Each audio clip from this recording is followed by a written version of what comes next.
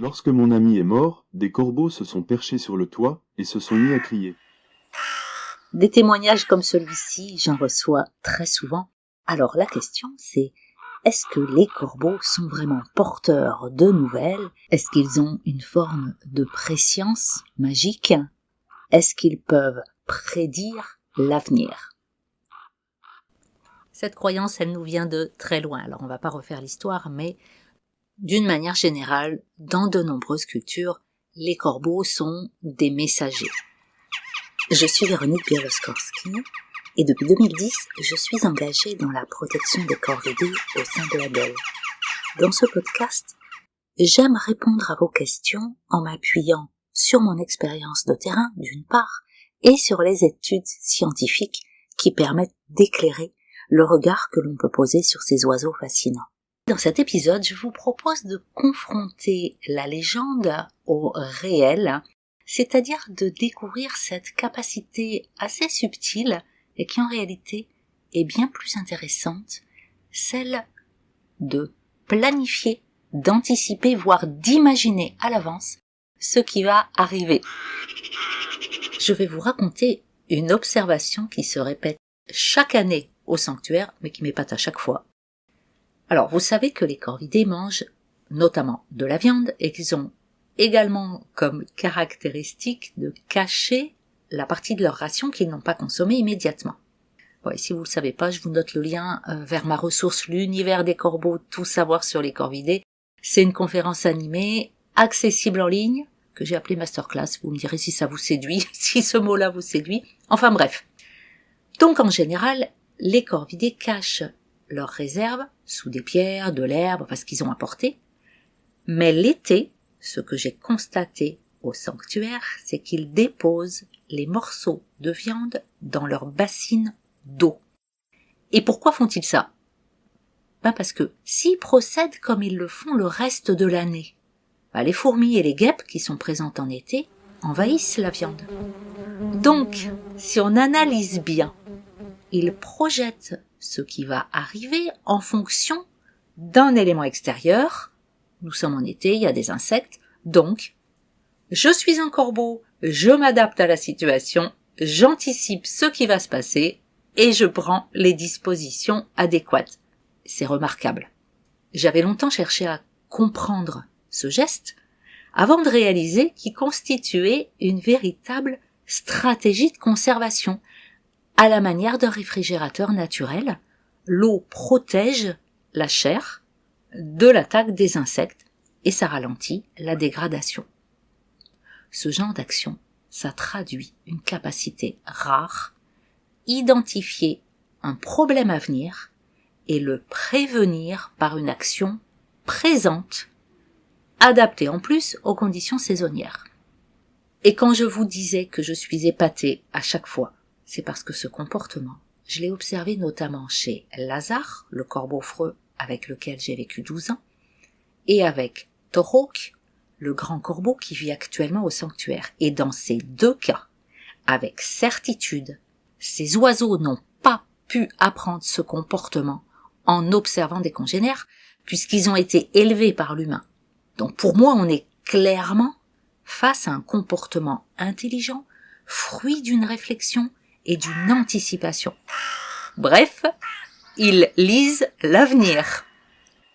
Bon, et comme évidemment, je ne suis pas la seule à observer les corbeaux, les chercheurs ont mené des études sur cette capacité d'anticipation ou de planification. Alors, je vais vous résumer brièvement quelques travaux parce que c'est époustouflant, et je vous mets en description les références pour les plus curieux d'entre vous qui voudraient en savoir plus. Tout d'abord, une étude de 2019 qui portait sur des choucas des tours. Vous savez, les choucas comme The Thing qui vit actuellement au sanctuaire.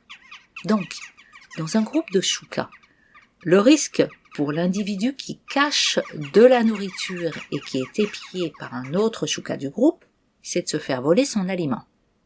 Eh bien, l'expérience a démontré que dans les situations où on a enlevé le chouca ou les choucas potentiellement voleurs, celui qui reste va tout de même mettre en place une stratégie de dissimulation élaborée, même si ça lui demande plus d'efforts, parce qu'il anticipe le retour d'un éventuel chouka voleur.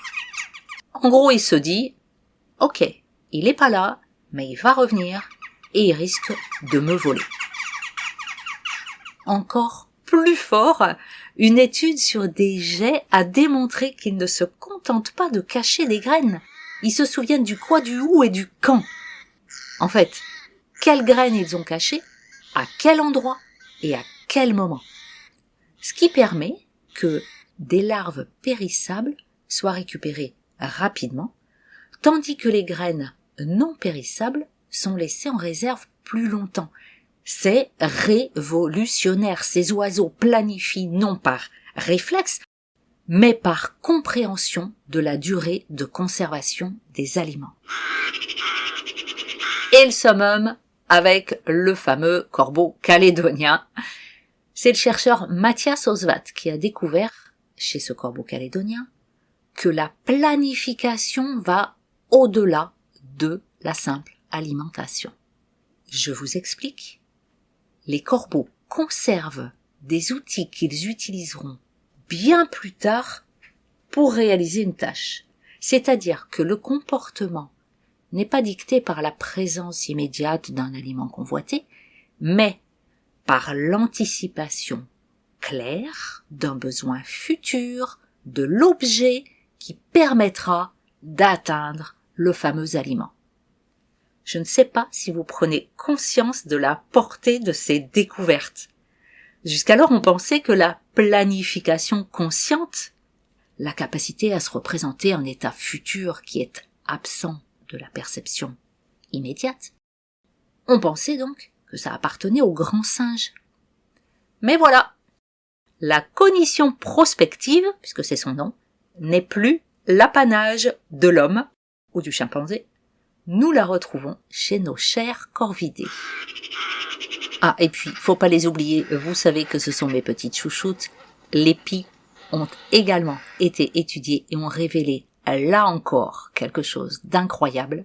C'est qu'elles modifiaient la profondeur des cachettes où elles entreposent leur stock de nourriture en fonction des conditions climatiques, c'est-à-dire qu'elles anticipent la pluie et le gel. Et là, ça recoupe complètement les observations que j'ai faites au sanctuaire avec mes corbeaux qui, eux, anticipent les attaques d'insectes en été.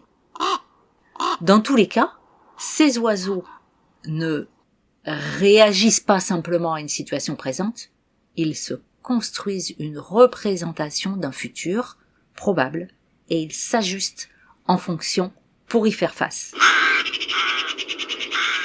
Alors en conclusion, oui, je crois qu'on peut dire que les corbeaux prédisent l'avenir, en tout cas le leur, et si ça ne tient pas à des pouvoirs extra-lucides, c'est tout de même assez magique de découvrir ces incroyables dispositions. Et au passage, ils nous offrent une jolie leçon. Vivre intelligemment, c'est anticiper les conséquences. Et puisque nous sommes parvenus au terme de cet épisode, je vous propose d'anticiper vous aussi en vous abonnant à ce podcast de manière à ne rien rater. Surtout, pensez-y, si vous avez aimé ce contenu, j'ai vraiment besoin que vous mettiez un like qui va me permettre de faire connaître ce podcast. À bientôt.